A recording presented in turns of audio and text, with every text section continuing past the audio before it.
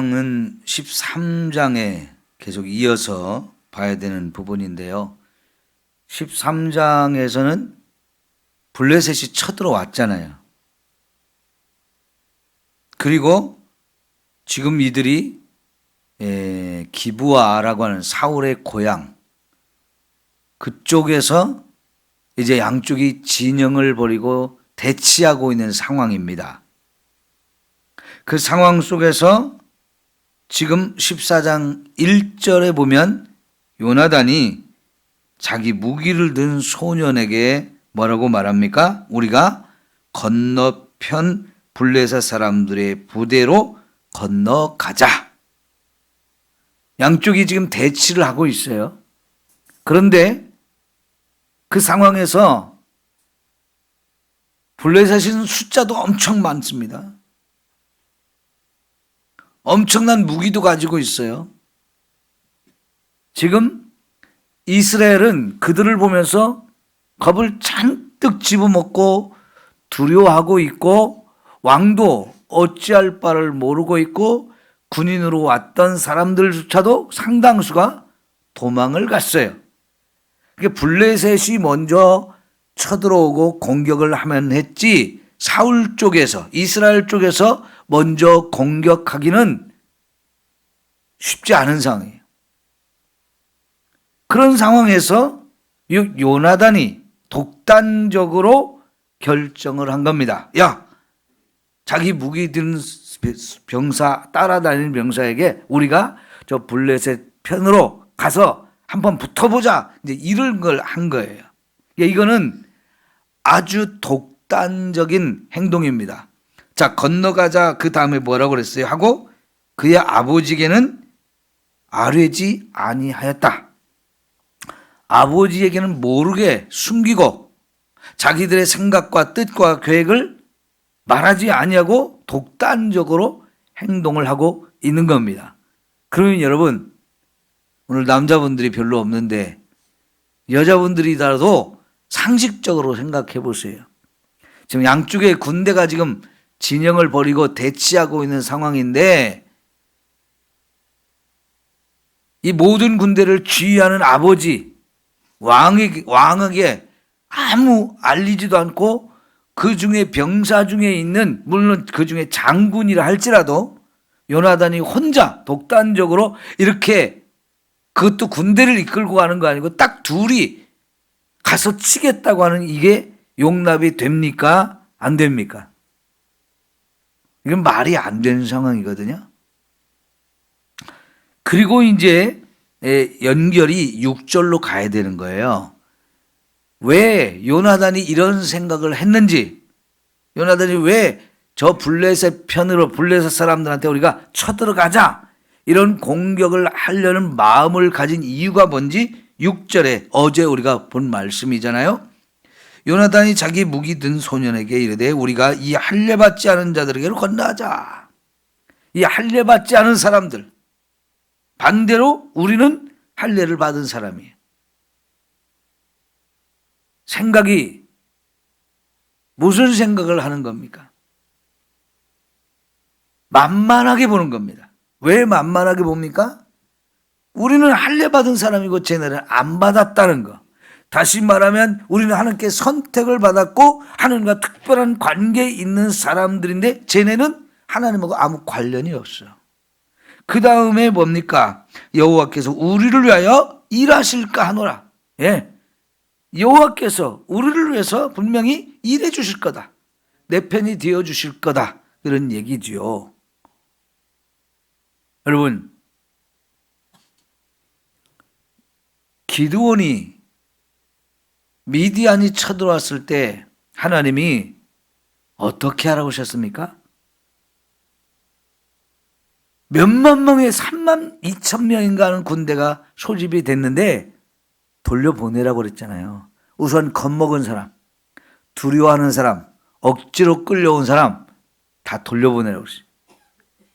그 10,000명이 남았어요. 아직도 많다고 그랬어요. 그래서 하나님이 남겨둔 사람이 몇 명이에요? 300명. 근데 여러분, 전쟁이라는 게 숫자도 중요하잖아요. 적은 어마어마하게 쳐들어왔는데 300명? 요걸 가지고 전쟁을 하게 하시는데 왜 하나님이 이렇게 이런 상황으로 만들어 놓고 네가 끌고 가서 이 300명으로 적을 쳐라. 왜 이 말씀을 하시는 거예요? 전쟁은 숫자의 많고 적음에 달린 게 아니다. 그리고 이 전쟁은 너희가 하는 게 아니고 하나님이 하는 거다. 이걸 가르쳐 주려고 하셨던 거잖아요. 근데 지금 요나단이 그런 마음을 가지고 있어요. 이스라엘 백성 전체가, 아니 군대로 나온 그 군대 전체가 왕과 함께 더불어 다 두려움에 떨고 있어요. 이제 우리 큰일 났다. 이 전쟁 우리 승리 못한다 하고 하는 상황인데 요나단에게는 그들과 전혀 다른 마음을 갖습니다. 저는 여기다가 제목을 하나 붙였어요. 요나단의 믿음은 살아있는 믿음이다. 이렇게 붙였어요. 여러분, 이왕에 믿음을 가지려면 진짜 이런 살아있는 믿음을 가져야 되지 않겠어요? 믿음을 장식품처럼 달고 다니면 안 돼. 자, 그런데 1절과 6절 사이에 2절부터 5절까지의 두 가지 얘기가 있어요. 지금 1절에서 6절로 바로 연결되어지는데 여기 지금 성경은 2절부터 5절까지의 두 가지 이야기를 끼워 넣었는데 하나는 2절 볼까요? 사울이 기브와 변두리 미그론에 있는 석류나무 아래에 머물렀고 함께한 백성은 이제 600명이에요. 군대가 600명 겨우 남았어요. 그 다음에 이야기가 중요합니다. 아히야는 에봇을 입고 거기 있었으니 그는 이가봇의 형제 아이두베 아들이요 비느하스의 손자요 실루에서 여호와의 제사장이 되었던 엘리의 증손이었더라. 백성이 요나단이 간 줄을 알지 못하니라. 자, 사울 왕 옆에 제사장 아히야라는 사람이 있다는 얘기를 여기 적어주고 있어요. 아니 여러분, 지금 요나단이 자기 병기 든 사람한테 우리 둘이 적을 쳐들어가자 이런 얘기를 하고 지금 그런 마음을 갖게 된 이유, 그의 믿음으로 그런 생각을 했다는 걸 소개하는데 중간에 왜 이 이야기가 끼어드는 겁니까? 사울 왕 옆에 제사장 아히야가 에봇을 입고 함께 서 있대요. 여기 제사장이 누구냐? 엘리 제사장. 우리가 사무엘상에 첫 번째 나왔던 엘리 제사장의 누구냐면 증손이에요. 증손. 그러면 여러분, 사무엘은 지금 나이를 많이 먹은 제사장이에요. 그래서 사사로 일하던 걸 이제 내려놓고 사울을 왕으로 앞에 왕으로 세워놓고 자기는 뒤로 물러갔죠. 그러나 사무엘은 아직도 제사장으로서 선지자로서의 사명은 감당하고 있어요. 그러나 나이를 많이 먹었어요. 자, 그러면 여러분, 사울이 이 전쟁을 나올 때 제사를 드렸잖아요. 원래는 제사를 누가 드려야 됐어요? 사무엘이 와서 드려야 됐기 때문에 사울하고 사무엘하고 약속을 했어요. 제사를 드려야 하나님께 이제 제사를 드리고 나서 전쟁에 가겠습니다 라고 했는데 사무엘이 7일 후에 가겠다, 기다려라 해서 7일 후에 오기는 왔는데 그날 오기로 한 날도 늦게 왔어요. 그러니까 사울이 기다리다가 자기가 제사를 드렸잖아요. 그 사무엘이 화가 잔뜩 났어요. 제사장이 해야 될 일을 왕이 해가지고 하나님이 정한 법을 완전히 묵살해버린 거죠. 밟아버린 거죠. 그래 불순종한 것 때문에 하나님이 이제 당신의 왕권을 거두셨다, 이런 상황까지 됐거든요. 사무엘은 떠나갔어요. 전쟁터에서 떠나갔어요. 그러면 여러분, 사울이 제사까지 드리기는 했지만 자기가 드리고 사무엘한테 혼나고 사무엘이 떠나가 버렸단 말이에요. 그거 이제 전쟁을 치르기는 해야 되는데 다들 두려워했어요. 아직도 이 두려움. 전쟁의 제일 무서운 적이거든요. 눈앞에 보는 적보다도 내 마음속에 있는 이 두려움이, 보이지 않는 이 두려움이 훨씬 더 큰 적이에요. 그러죠? 근데 이 두려움이 왕과 군인들 전체를 다 사로잡고 있는데 어떻게 이겨요? 그러니까 고육지책으로 지금 사울 왕이 제사장 아히야를 데리고 온 거예요. 불러온 거예요. 그러니까 제사장 이 아히야는 젊은 사람이에요. 엘리의 증손자니까. 그러면 여러분, 이 아히야는 사울에게 끌려온 거죠.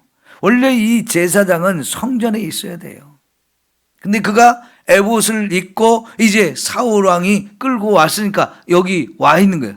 왜 사울이 제사장을 자기 옆에 세웠을까요? 함께 있는 군인들에게 봐라, 제사장이 우리 옆에 있으니까 우리 걱정하지 마. 하나님이 우리와 함께 해줘. 그러니까 두려워하지 말자. 이것을 위해서 제사장을 이용하고 있는 거지요. 그러니까 한마디로 말하면 여기 제사장은 사울 왕의 들러리예요. 들러리. 허수아비로 와 있는 겁니다.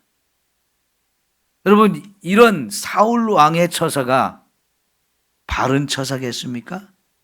믿음으로 하는 게 아니에요. 보여주기식이에요. 보여주기식. 백성들에게 이 제사장이 우리 옆에 와 있으니까 조금 더 걱정하지 마 하면서 제사장을 들러리로 딱 세우는 거죠. 이거는 마치 여러분 앞에서 우리가 본 것처럼 이 아히야의 할아버지 홈니와 비느하스가 블레셋과의 싸울 때 법궤를 가지고 전쟁터에 갔다가 죽은 거고 똑같은 거예요. 여러분, 그때 당시 이 사람들이, 장로들이 그 결정을 했는데 블레셋과의 싸움에서 지금 불리하단 말이에요. 그래서 이걸 이기는 방법을 법궤를 가지고 가면 하나님이 우리와 함께해서 우리가 이길 것이다 라는 생각을 가지고 결정을 해서 법궤를 가지고 갔는데 이겼어요? 졌어요? 졌죠. 왜 졌습니까? 법궤가 거기 갔는데 여러분, 이건 하나님을 우리 마음속에 모시고 있는 것과는 아무 상관없이 보여주려고, 법궤만 가지고 하면 이긴다, 보여주려고 한 거예요. 하나님에 대한 믿음은 없습니다. 그러니까 법궤가 가도 하나님은 거기 없는 거지요. 그러다가 결국은 법궤를 블레셋 사람들 뺏기기까지 했잖아요. 여러분, 지금 아히야라고 하는 제사장을 사울이 이 전쟁터로 데리고 가는 건 바로 똑같은 마음이에요. 하나님에 대한 믿음은 이제 사울 왕에게 없습니다. 그런데 하나님의 제사장이라도 여기 전쟁터에 데리고 가서 두려움이 없게 하려고 이용하는 거지요. 여러분, 하나님을 우리가 이용하는 게 맞습니까? 내가 하나님께 이용을 당할 수는 있어도 물론 하나님이 우리를 이용하지는 않죠. 근데 우리는 하나님도 이용하려고 그래요. 나를 위해서, 내 유익을 위해서, 내가 원하는 목적을 위해서라면 그런 짓까지도 하는 게 우리 인간인데 사울 왕이 지금 그 짓을 하는 거예요. 그런데 요나단은 거기에 비하면 진짜 하나님에 대한 살아있는 믿음을 가지고 있잖아요. 그죠? 여러분, 하나님을 내 마음대로 이용하려고 하는 게 기도할 때도 우리가 나도 모르게 그런 생각을 할 수가 있어요. 내가 원하는 일, 그 목적, 그 계획을 이루기 위해서 내가 하나님 앞에 기도하는데 그게 잘못하면 하나님을 내가 원하는 일을 이루어가는 도구로 삼을 수도 있는 거지요. 여러분, 이거 정말 조심해야 되는 거예요. 내가 하나님의 뜻에 나를 맞춰가야지.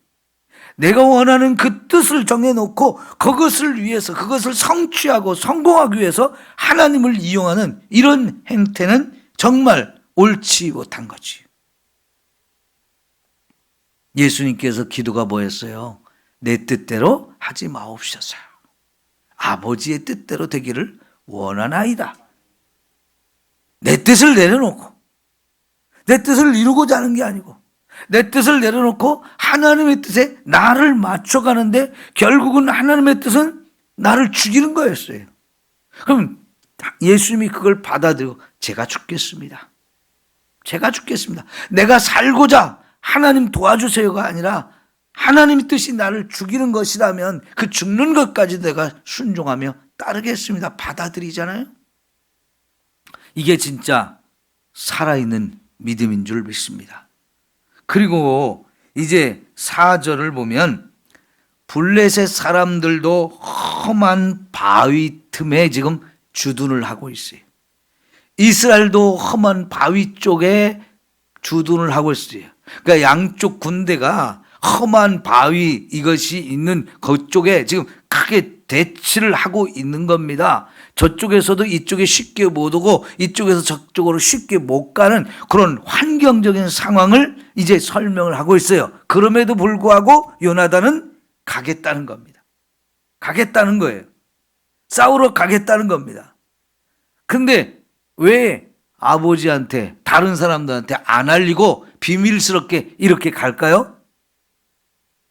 이걸 알리면 100이면 100 못하게 할 겁니다. 그죠? 왕한테 엄청 혼날 겁니다. 그런 무모한 짓이 어디 있어?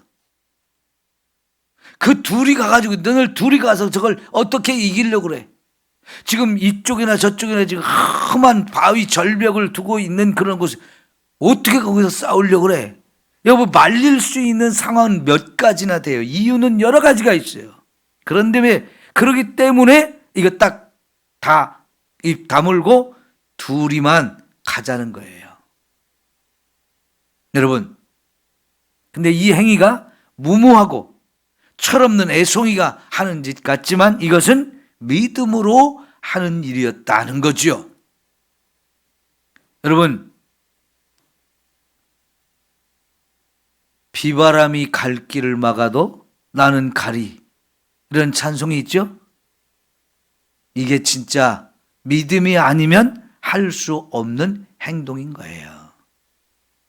때로는 믿음은 이렇게 우리 앞에 있는 장애물을 지나가야 돼요. 그런데 처음에는 그게 장애물이지만 믿음 앞에서는 그 장애물도 돌파하게 되어진다는 얘기입니다. 네? 이런 믿음을 우리가 가져야 돼요. 믿음으로 장애물을 돌파할 수 있다.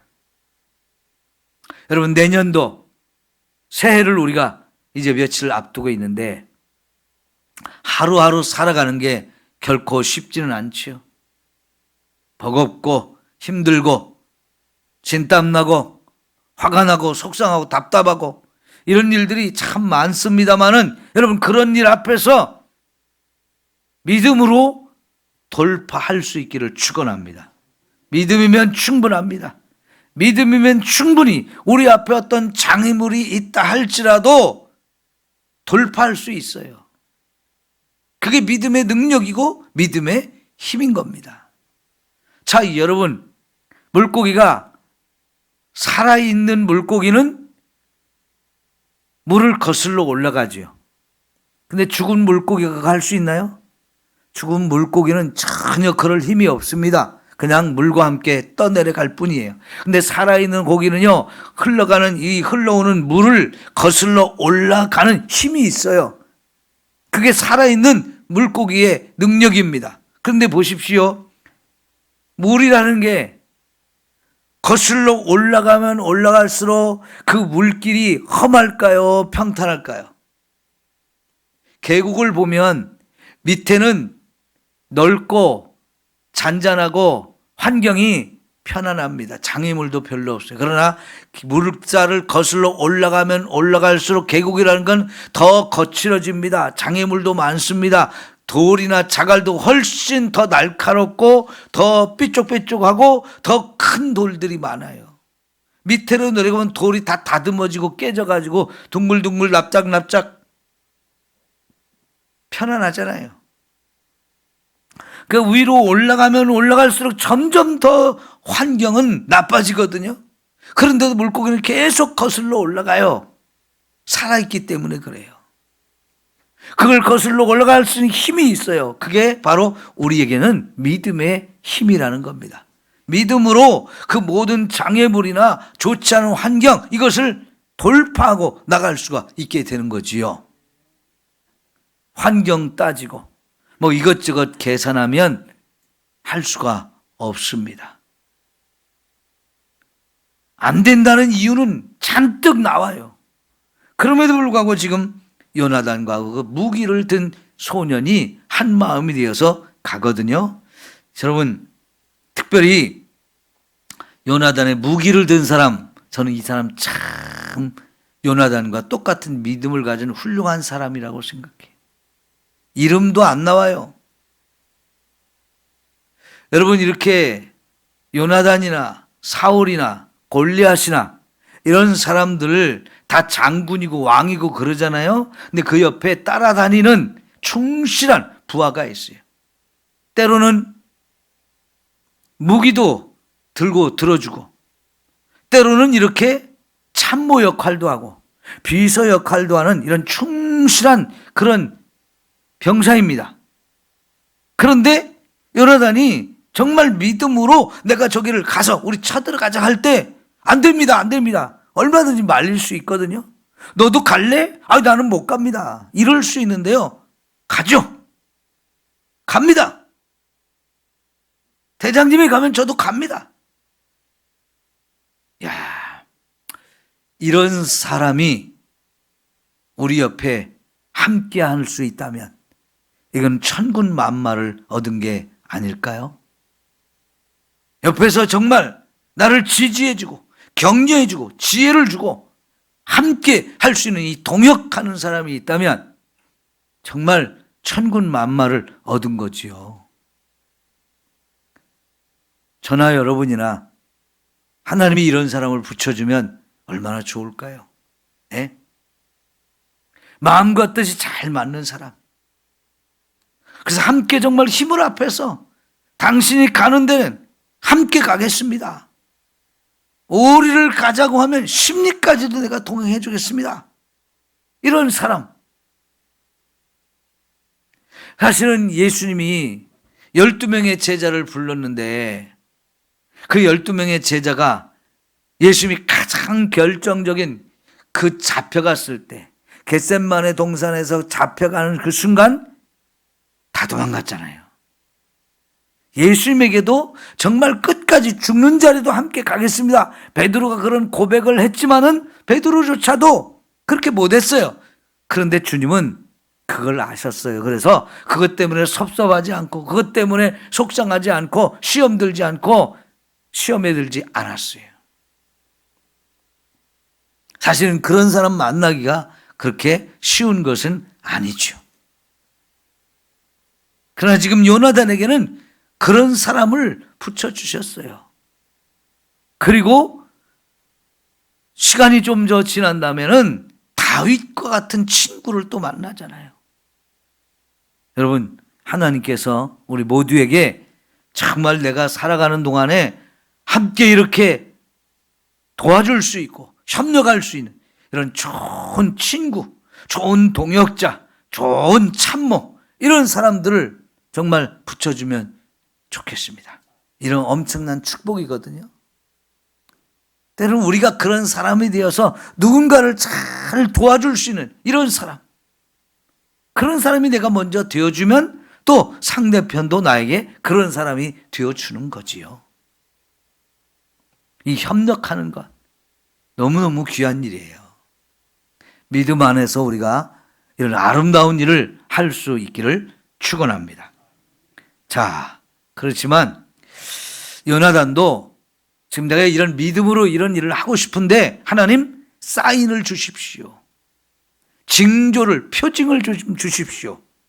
여러분 10절의 끝에 보면 이것이 우리에게 표징이 되리라 그랬잖아요. 이것이 우리에게 표징이 되리라. 하나님이 우리가 어떻게 할지를 보여주는 사인. 그러니까 여러분 기드온도 아까 얘기했지만 하나님이 나를 지금 불러서 사사로 세웠다는 증표를 주십시오 라고 하면서 양털 가지고 하나님 앞에 시험을 했잖아요. 그죠? 그럼 뭡니까? 하나님이 정말 나를 사사로 세웠다는 확실한 표를 좀 보여주십시오.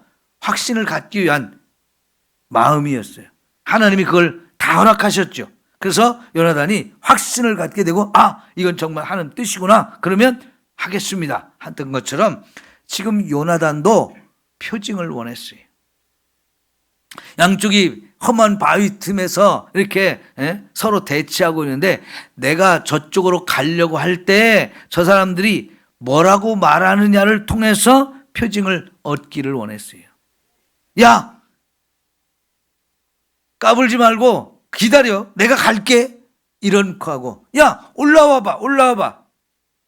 우리한테 네가 와. 두 가지를 가지고 표징을 확인하겠다는 거였어요.